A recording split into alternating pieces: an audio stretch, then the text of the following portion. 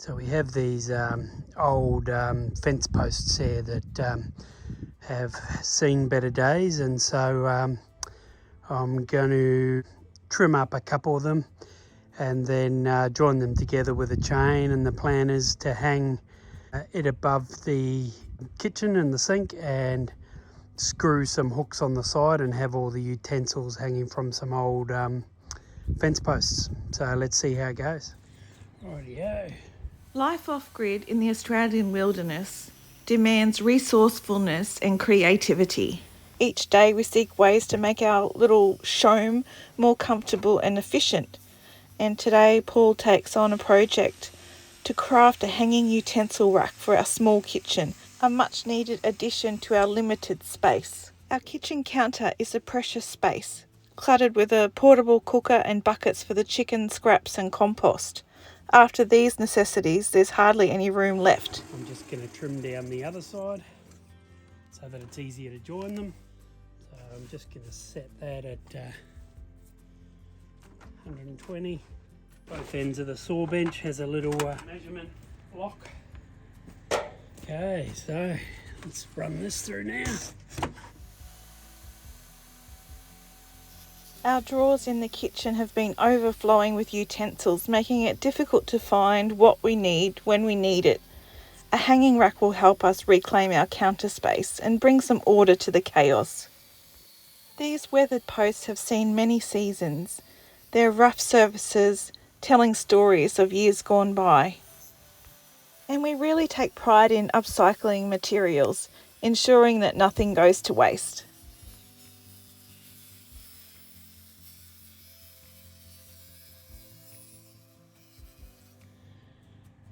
Yes, I quite like this, how it's got that grain and a bit of rotten in there, and so this might be the outside facing part, and this will be the inside where they both join. So the idea is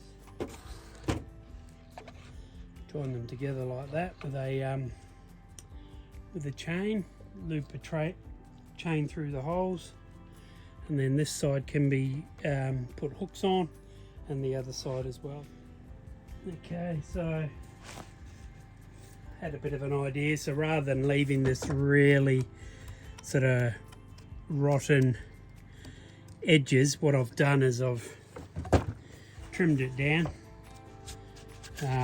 which has sort of given it a bit of a smoother look, and still keeps that sort of fence post appeal. So and then that will be easier to give it a good clean, and then I'm thinking of just giving it a nice varnish just to give it a deeper colour, or an oil.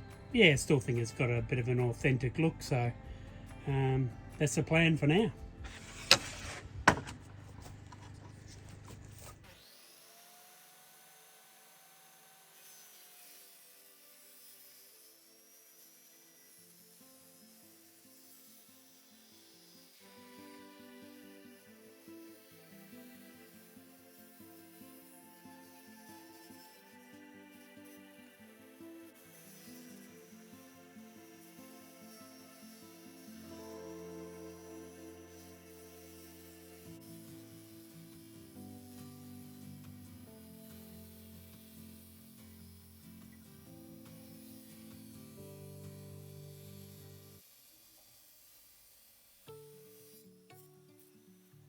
Okay,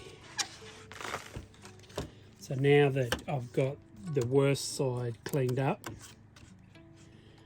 I'm going to then trim this side, which will probably be this face that I'll use. So I'll just make it slightly smaller, down to 60mm.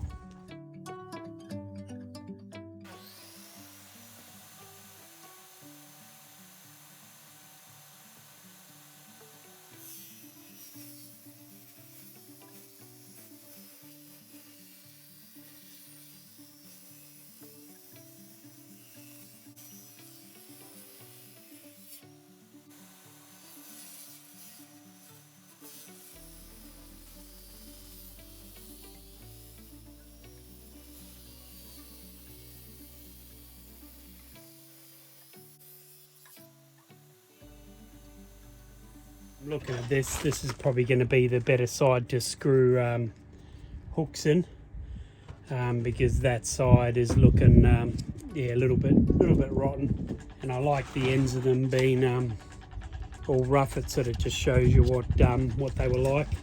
So I guess the face that we'll see from underneath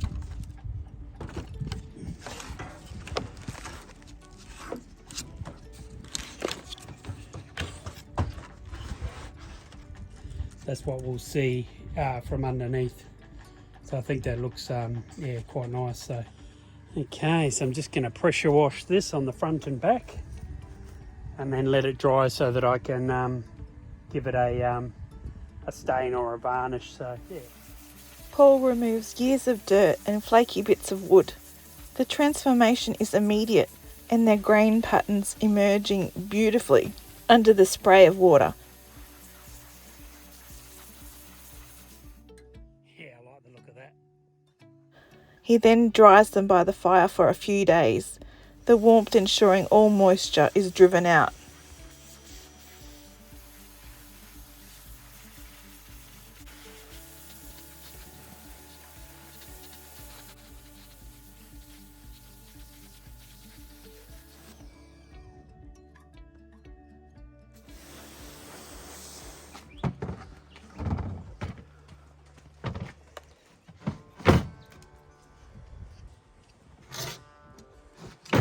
So this is after I've cut them with the saw and just trimmed them up a bit to tidy them up, and so you can see all the old grain and all the old holes and everything. I've pressure washed them so they're all clean, and so the next step is to oil them, give them a bit of colour and a bit of a stain. Then they'll be joined together with some dowels. Alright. And then I've got a chain that I'm going to chain through these two holes, and it's going to hang up above the sink. And then these two holes could be used for lights. And then I've bought hooks to hook, screw hooks and all the round, and that will be for all the utensils and stuff above the sink. Okay, so couldn't find a brush, and I want to get it done today, so I'm going to probably put a glove on, I think, because I reckon it's going to go through that, and use this. So we'll give it a go. It's going to get a bit messy because I want it to get down in some of the holes and cracks. So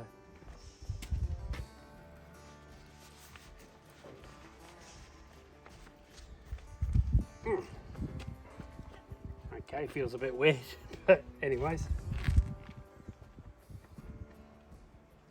Couldn't find a brush, so this will have to do. So once dried, Paul rubs down the posts with oil, enhancing their colour and providing a protective layer to make them last longer. The oil brings out the rich, warm tones of the wood, making them a perfect fit for our rustic kitchen. Just giving it a bit more of a stir. Paul's using Cabot's Deccan exterior stain in the stunning Merbau colour. So if you're looking to jazz up your outdoor space, this could be just what you need. The Merbau colour is this rich reddish brown shade that adds tons of warmth and elegance. It's got that classy vibe of Merbau hardwood, which is super popular for decks, and we've used it on our deck for our outhouse as well. And this stuff is built to last. It's like armour for your wood, protecting it from the elements. One thing that I love about this stain is how deeply it penetrates the wood.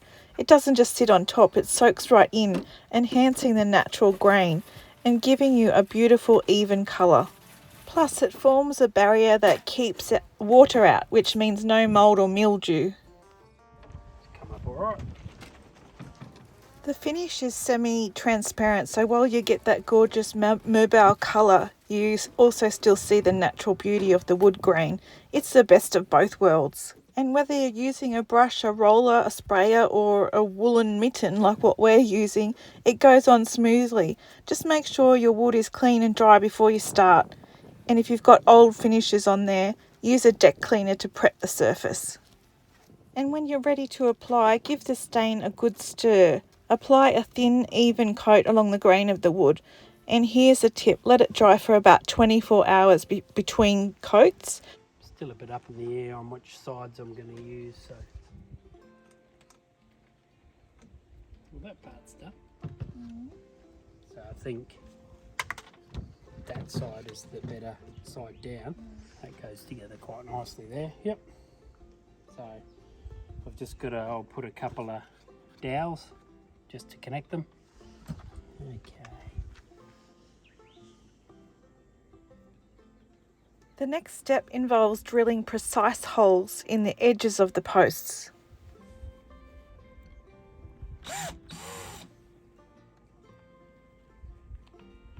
So what I've done is I've drawn on my drill bit just over halfway of this, because half is going to stick into there and half into there. So if I drilled all the way, it would just disappear, and that's no good. So I'm going to put one there.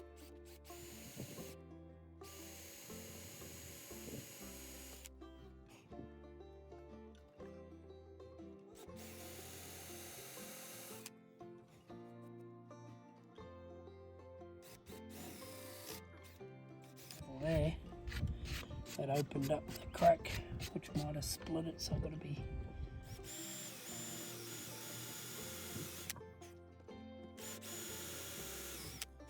The spiky things that come with a dowel set are called dowel centers or dowel point centers. They are used to mark the location of the dowel holes accurately on the mating piece of wood. The dowel center is inserted into the dowel hole of one piece, and when the two pieces are pressed together, the spikes make an indentation on the mating piece, indicating where the corresponding hole should be drilled.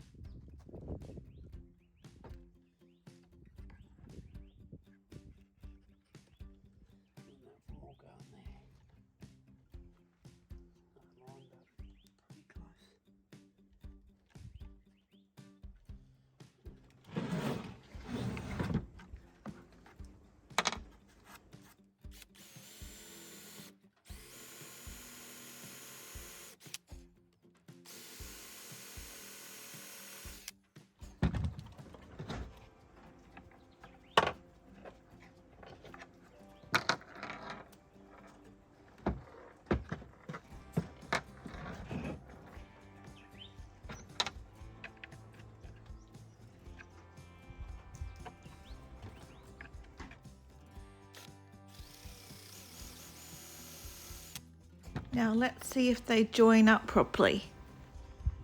Paul connects the two posts together with sturdy dowels and glue, ensuring a secure bond.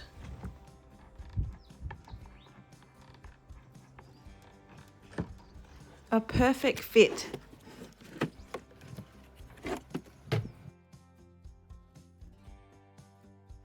Paul is using Selleys Aqua PVA glue, which is a high quality water-based adhesive known for its strong bonding capabilities.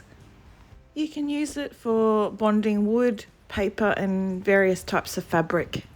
People use it a lot for furniture repairs, and it's good for woodworking projects because it's got a really strong bond, and it's non-toxic as well because it's water-based. So Paul's put it inside the dowel holes as well as along the edges.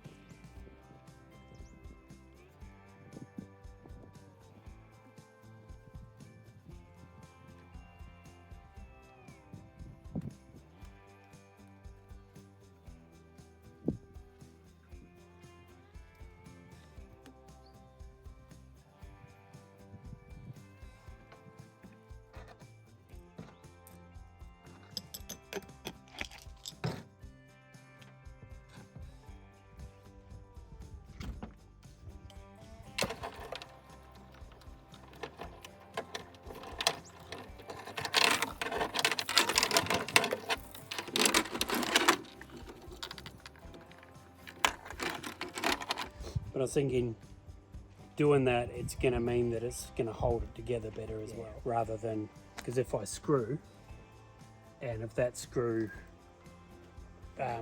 breaks, then it's going to, you know, everything's going to crash down and it's going to be on an angle, and where that's not going to break. Perfect.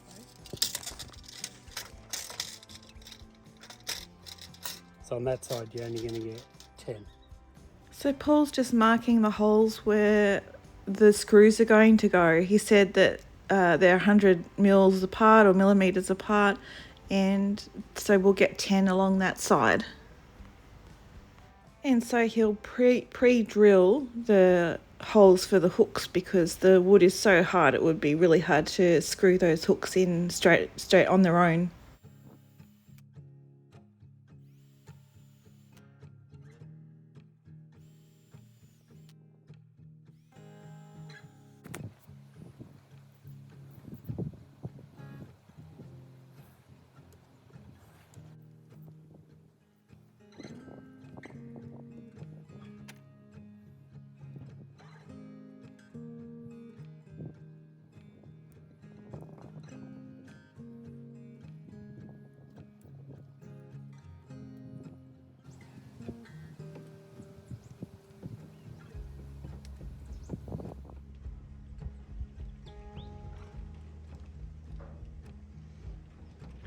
Have a look, Tina.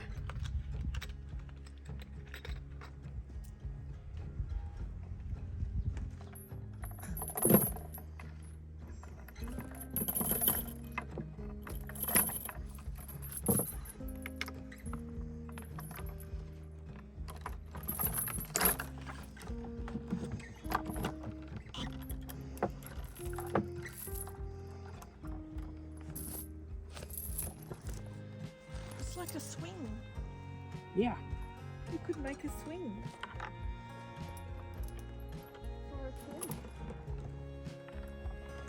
Paul uses a U-bolt first to join the chain links together. Just use a bolt instead of that. Oh, see, it's not going to pull on that. Go higher with that. Although the U-bolt would be perfectly fine to use, it just doesn't sit right, so Paul decides that he wants to use a regular bolt instead.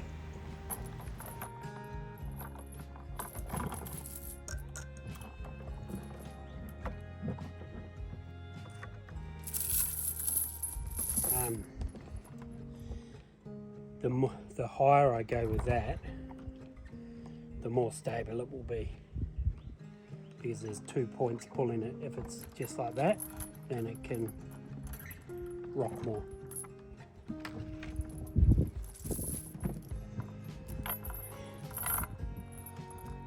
Try with a bolt.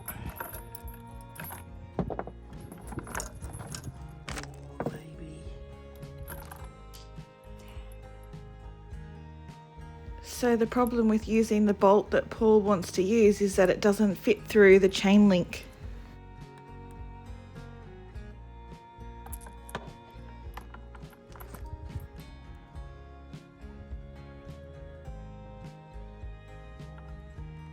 And no matter how he tries, he just can't get that bolt through.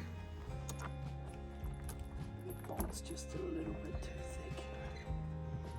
I wouldn't love to be able to force it through. Paul's just gone to grab a tapered punch set so he can try to use them to widen the link in the chain. He's grabbed himself one of these split logs from our fireplace pile to make sure there's a secure place for the punch to go into. And with careful precision, he strikes the punch, gradually widening the link until the bolt fits perfectly. See if I can widen the middle a bit. Just doing your MacGyver things.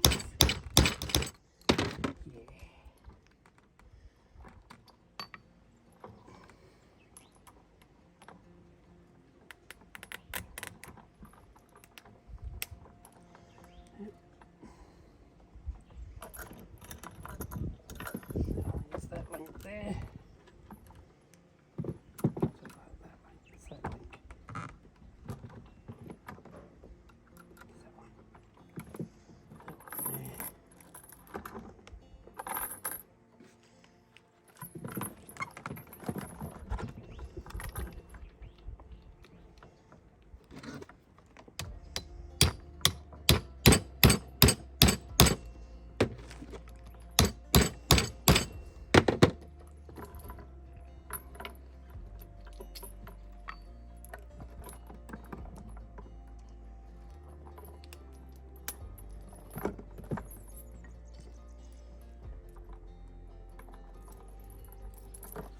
Paul uses a spanner, I think it's called a wrench in America, to hold the bolt and to tighten the other end where the nut is.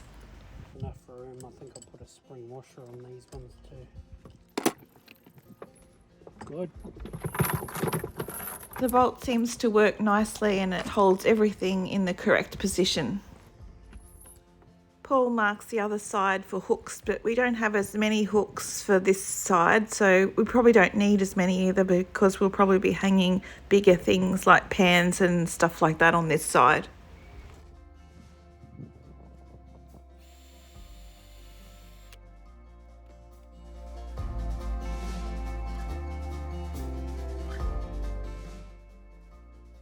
We allow the hanging rack to sit just left alone for 12 hours basically, allowing the glue to set firmly.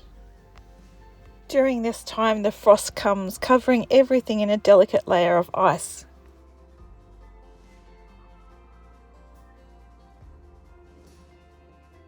First we need to pull down the light that's been dangling from the roof of the shed over the kitchen. We loop the strong chain through the roof purlin of our shed, carefully measuring the height and position. We must ensure it's convenient for both of us, and we also have an 18-year-old son who's 6 feet tall and could easily bump his head. If I hold it there, do you want to just see how high it is to hook things? And that was easy for you, wasn't it? Yeah, but you've got to get up over there, and that's difficult. Yeah, well the other thing I can do is turn them boot that quite easily. So what I might do,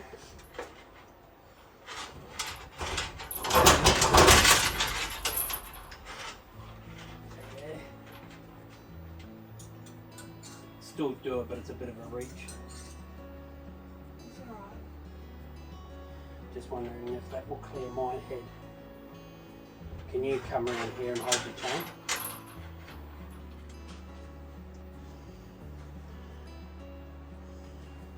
It's close, but There might be longer things. we go about there. Would that work? But can you just bring? Adjustments are necessary. We reposition the rack to avoid hitting the fridge. Okay, was it about that height? Or was that too high? Not too bad. Yep, okay, a little bit.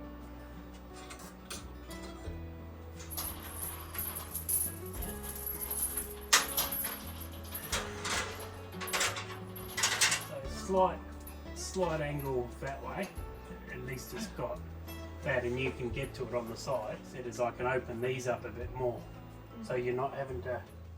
We also decide to hook the hanging rack back towards the wall of the shed as well, so it's in the correct position and not too far in front of the fridge.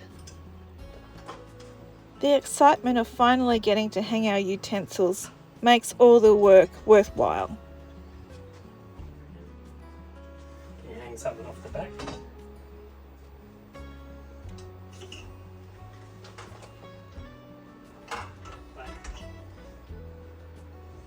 We angle the hooks for better access.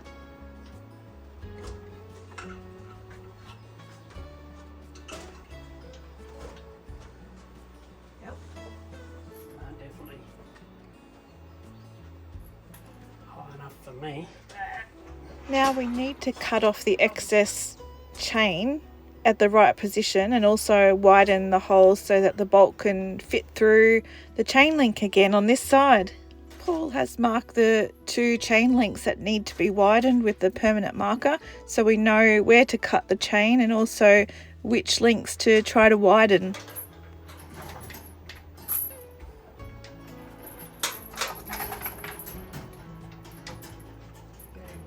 That's one there. That'll be the bottom one. I'm using bolt cutters for the first time. The side of this one. Just get it in. Yep, just on the tip. Yep, close it slowly. Hopefully I don't cut Paul's finger off. Yep. And just hard together. Keep going, keep going. Done. So as you might have seen yesterday, I used this punch to just widen the chain a little bit, just so that I can get the bolt through. I could have got a smaller bolt, but I'd rather it be nice and tight. So I'm going to attempt to hold the block of wood and the punch and hammer with the chain all together. Unless I can maybe set that there. The chain will reach. Look at that. And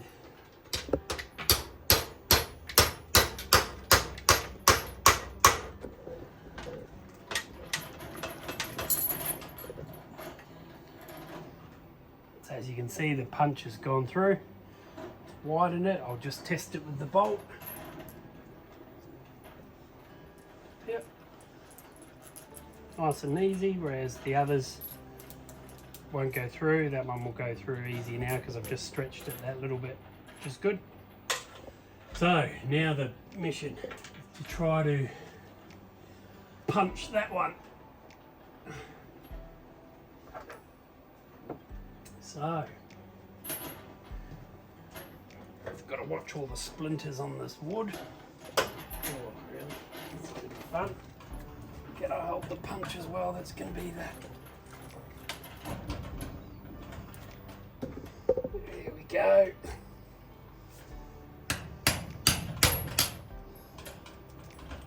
Punch is set in there now, so that's good.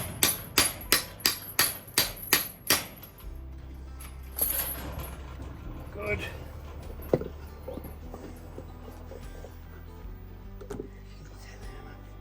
And this wood. I can go on the fire now or sit in front of it. Grab me bolt. I want to put a spring washer on these, so I'm going to have to undo them both anyway and get a spring washer. That can go down.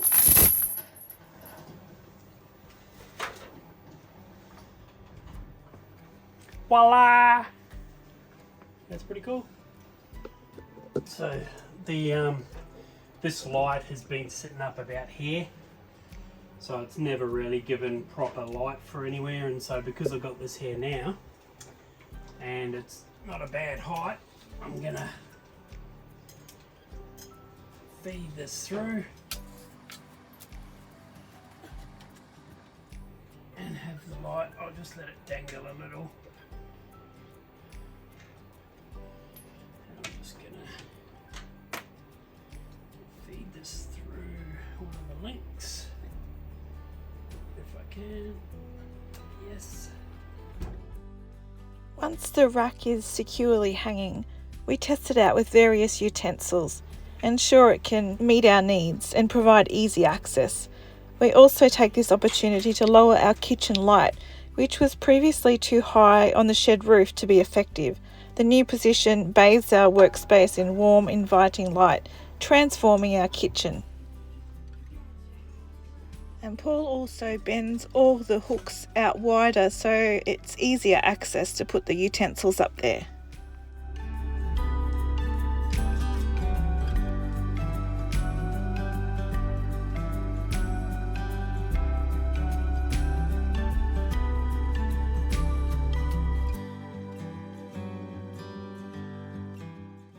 The end result is nothing short of amazing. The hanging rack not only looks beautiful but also makes our lives so much easier.